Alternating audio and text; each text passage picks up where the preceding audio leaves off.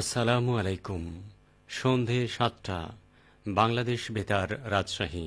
স্থানীয় সংবাদ পড়ছি আসাদুল্লাহ মামুন হাসান। দেড় শতাব্দীর বেশি সময়ের ঐতিহ্য বহনকারী রাজশাহী সাধারণ গ্রন্থাগারের নবনির্মিত ভবনের উদ্বোধন করা হয়েছে। আজ নগরের মিয়াপাড়া এলাকায় গ্রন্থাগারের নবনির্মিত নিজস্ব ভবনের উদ্বোধন করেন গ্রন্থাগারের সভাপতি ও জেলা প্রশাসক আফিয়া আখতার। তিনি বলেন, রাজশাহী সাধারণ গ্রন্থাগার এ অঞ্চলের শিক্ষা, সংস্কৃতি ও জ্ঞান চর্চার একটি গুরুত্বপূর্ণ ঐতিহ্যবাহী প্রতিষ্ঠান।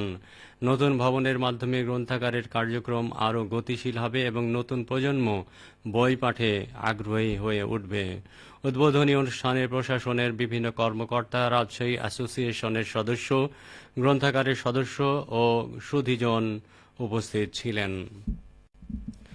ঈদ উল ফিতর উপলক্ষে নাটোর পৌরসভার হতদরিদ্র ৪,৬২৫টি পরিবারকে বিনামূল্যে ভিজিএফ চাল বিতরণ কার্যক্রম সুষ্ঠুভাবে সম্পন্ন করতে প্রস্তুতি সভা অনুষ্ঠিত হয়েছে।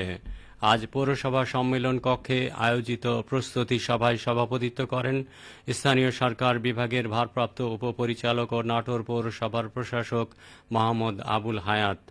আগামী ১৪ মার্চ থেকে উপকারভোগীদের মাঝে ১০ কেজি করে চাল বিতরণ কার্যক্রম শুরু হবে, এই মর্মে সভায় সিদ্ধান্ত গ্রহণ করা হয়। ওয়ার্ড ভিত্তিক বিতরণ কার্যক্রম চলবে ১৬ মার্চ পর্যন্ত। এর আগে উপকারভোগীদের তালিকা প্রণয়নের কাজ চূড়ান্ত করা হবে। সিরাজগঞ্জে কামারখন্দ উপজেলার জামতর রেলওয়ে স্টেশন এলাকায় অবৈধভাবে গড়ে ওঠা দোকানপাট উচ্ছেদ করেছে রেলওয়ে কর্তৃপক্ষ। স্টেশনে যাত্রীদের চলাচলের সুবিধা বাড়াতে এ অভিযান পরিচালনা করা হয়। আজ স্টেশন এলাকায় আশেপাশে এ উচ্ছেদ পরিচালনা হয়। রেলওয়ে সূত্রে জানা যায়, অভিযানে ৬০টির বেশি অবৈধ দোকানপাট অপসারণ করা হয়। পশ্চিমাঞ্চল রেলওয়ে পাকশি বিভাগের ভূ সম্পদ কর্মকর্তা নির্বাহী ম্যাজিস্ট্রেট মোহাম্মদ শরীফুল ইসলাম বলেন, এর আগে অবৈধ দোকানপাট সরিয়ে নিতে একাধিকবার নোটিশ দেওয়া হয়েছিল, কিন্তু কেউ আইন না মানায় এ অভিযান পরিচালনা করা হচ্ছে। অভিযানকালে পশ্চিমাঞ্চল রেলওয়ে বিভাগীয় বাণিজ্যিক কর্মকর্তা গৌতম কুমার কুণ্ডু, বিভাগীয় প্রকৌশলী নাজিব কায়সার ও বিভাগীয় বৈদ্যুতিক প্রকৌশলী রিফাত শাকিল উপস্থিত ছিলেন। বগুড়ার সদর উপজেলার এরুলিয়া ইউনিয়নের কৃষ্ণপুর এলাকায় জিরার সঙ্গে কম দামি ক্যারাওয়ে সিড মিশিয়ে বাজারজাত করার অভিযোগে একটি মশলার গোডাউনকে ৩ লাখ টাকা জরিমানা করেছে ভ্রাম্যমাণ আদালত। আজ জেলা প্রশাসক, বাংলাদেশ নিরাপদ খাদ্য কর্তৃপক্ষ, বগুড়া জেলা কার্যালয় ও র্যাব ১২ যৌথ অভিযানে এ জরিমানা করে। অভিযানে নেতৃত্ব দেন বগুড়া জেলা প্রশাসনের নির্বাহী ম্যাজিস্ট্রেট ফয়সাল আহমেদ। নাটোরে চলতি মৌসুমে ১৩৬ হেক্টর জমিতে পেঁয়াজ বীজ উৎপাদন হচ্ছে। জেলার চাহিদা পূরণ করে উৎপাদিত বীজের অর্ধেকটা যাবে দেশের ঘাটতি এলাকায়। পেঁয়াজ বীজ উৎপাদন নিয়ে এখন শুনুন আমাদের নাটোর জেলা সংবাদদাতার একটি প্রতিবেদন। নাটোরের হালদিবিলের বিস্তীর্ণ এলাকা জুড়ে সাদা সোনা খ্যাত পেঁয়াজ বীজ উৎপাদনে ব্যস্ত সময় অতিক্রম করছেন কৃষকরা। সার্বিক চাষাবাদ সম্পর্কে কৃষক আসলাম জানান, আমাদের এই বীজের আবাদটা অবশ্যই লাভজনক আবাদ যদি ভালো হয়, তবে প্রাকৃতিক দুর্যোগ, তারপর পোকামাকড় আক্রমণ যদি নষ্ট হয়ে যায় তো লাভ হয় না।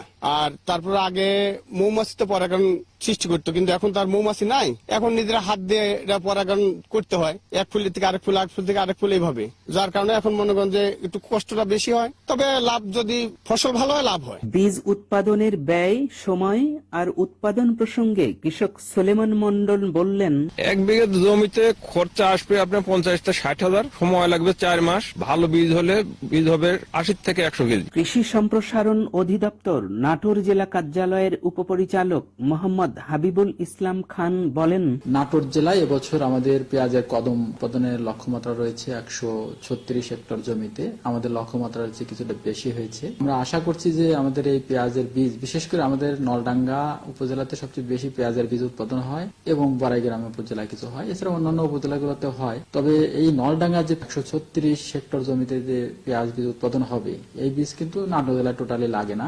এর যে বীজ উৎপাদন হবে তার অর্ধেক আমার নাটোর জেলায় ব্যবহৃত হবে, আর বাদ বাকি অর্ধেক কিন্তু দেশের বিভিন্ন জেলায় চলে যাবে।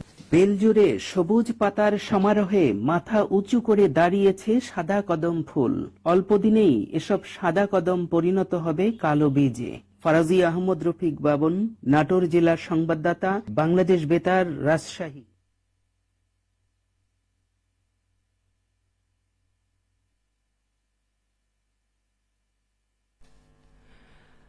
সবশেষে আবহাওয়া।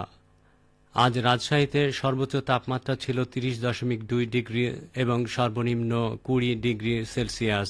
সন্ধে 6টায় বাতাসে আপেক্ষিক আর্দ্রতার পরিমাণ ছিল 64%। রাজশাহী ও পার্শ্ববর্তী এলাকায় আগামীকাল সেহরির শেষ সময় ভোর 5:03। সংবাদ শেষ হলো। আমাদের পরবর্তী স্থানীয় সংবাদ প্রচারিত হবে আগামীকাল সকাল 8:10।